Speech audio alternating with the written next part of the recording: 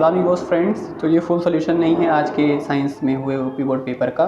Paper को check कर लेंगे 824 और हमारे ये क्लास 10th का साइंस है। ठीक है, हम जो ऑप्शनल सवाल है इसको करने वाले हैं। फुल सॉल्यूशन आपको शाम तक मिल जाएगा, जल्दी से उसको मैच कर लेंगे।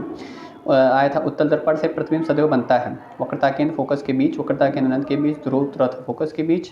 ठीक है, तो ये वहाँ बनेगा ध्रुव और फोकस के बीच बनता है, जानते हैं आप लोग दर्पण के पीछे। काफ़ी आसान सवाल आए थे, पुराने साल जो सवाल थे उसी में थे, मतलब बाकी सवाल भी रिपीट हुए हैं। जब प्रकाश किरणें एक माध्यम से दूसरे माध्यम में जाने पर अभिलंब से दूर हटती हैं, तो अभिलंब से दूर कब हटती हैं? जब वो सघन से विरल माध्यम में जाती है। ठीक है, सघन से विरल माध्यम में जाती है तो क्या होती है? अभिलंब से दूर हटती हैं। आपका रूल था, वहाँ से आया था। एक उत्तल दर्पण की फोकस दूरी 15 सेंटीमीटर है और 30 सेंटीमीटर की दूरी पर स्थित वस्तु का प्रतिबिंब क्या होगा? तो उत्तल दर्पण है, आप जानते हैं उत्तल दर्पण में क्या फोकस दूरी जो है 30 सेंटीमीटर, तो वस्तु हमेशा ही बीच में बनेगा, मतलब फोकस दूरी से कम पे बनेगा, है ना। 15 सेंटीमीटर वस्तु की ओर, 15 सेंटीमीटर वस्तु से दूर। उत्तल दर्पण फोकस दूरी 15 सेंटीमीटर है और वस्तु जो है 30 सेंटीमीटर पर रखा हुआ है, तो इसको फॉर्मूला अप्लाई करेंगे।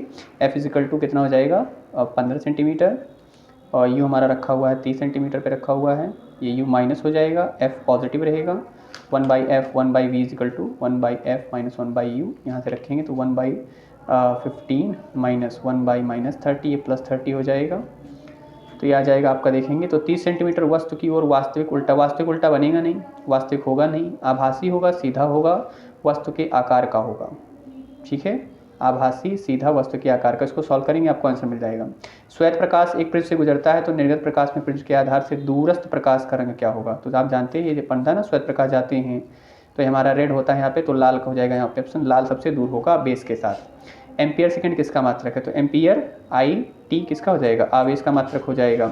एक सेल R1 R2 दो प्रतिरोध R समांतर क्रम में जो होते हैं, जो से प्रवाहित धाराएं I1 I2 तो प्रति सेकंड उत्पन्न उसमें H1H2 का रेशियो क्या होगा? तो सिंपल हम जानते हैं, यहाँ पे देखो कौन से क्रम में लगा, समांतर क्रम में।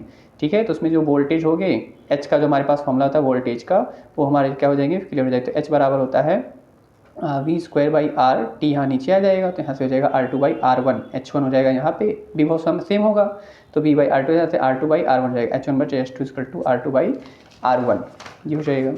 चुंबकीय क्षेत्र की तीव्रता का मात्रक न्यूटन एम्पियर मीटर। ठीक है, देखो डायरेक्ट फॉर्मूला आया हुआ है, मेथेन के संरचना का सूत्र है। तो मेथेन में कितने कार्बन होते हैं? एक कार्बन होते हैं। कितना आसान है ये, पिछले साल दिया गया था। निम्न से समजातीय श्रेणी है, समजातीय। ठीक है, तो यहाँ पे देखेंगे C2H4 हमारा एल्कीन हो गया, एल्केन है, CH4 C2H6 हो जाएगा, ये भी एल्केन और ये भी एल्केन। ठीक है, लेड नाइट्रेट का सूत्र ये भी हमारे पिछले साल आया हुआ है, PbNO3 का होल टू एस, PbNO3 का होल टू एस, पुराना सवाल है। शुद्ध जल का pH मान देखिए, हम लोगों ने ऑप्शन दिया था आप लोग को, उसमें से ऑप्शन से कितने सवाल आए हुए हैं। शुद्ध जल का pH मान 7 होता है। एंटीमनी है तो एंटीमनी क्या हो जाएगा? हमारा उपधातु है। ठीक है, कितना आसान सवाल, ये तीनों सवाल पिछले साल पूछे गए थे।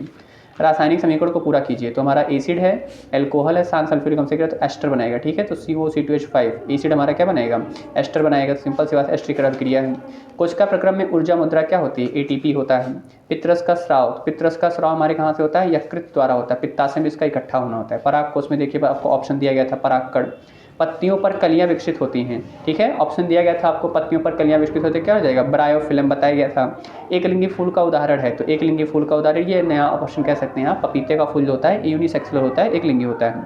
सुस्त मनुष्य के और सामान्य रक्तचाप क्या होता है? 120 180, तो वैसे हम लोग जानते हैं ना, जनरली पढ़ते तो जानने लगते हैं।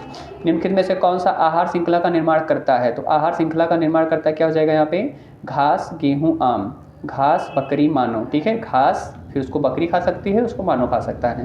बकरी, गाय तो खाएगी नहीं, मछली, घास, बकरी खाएगी, तो हमारा क्या हो जाएगा? घास, बकरी और मानव, ये आहार श्रृंखला बन रही, मतलब घास उसको बकरी ने खाया, उसको फिर किसने खाया? मानव ने खाया। तो काफ़ी आसान क्वेश्चंस आए हुए थे ऑप्शन के। ठीक है, बाकी जो पेपर का फुल सोल्यूशन है वो मैं अपलोड कर दूंगा, शाम तक पेपर का टोटल सोल्यूशन अपलोड हो जाएगा। ठीक है, बाकी best of the luck for your examination.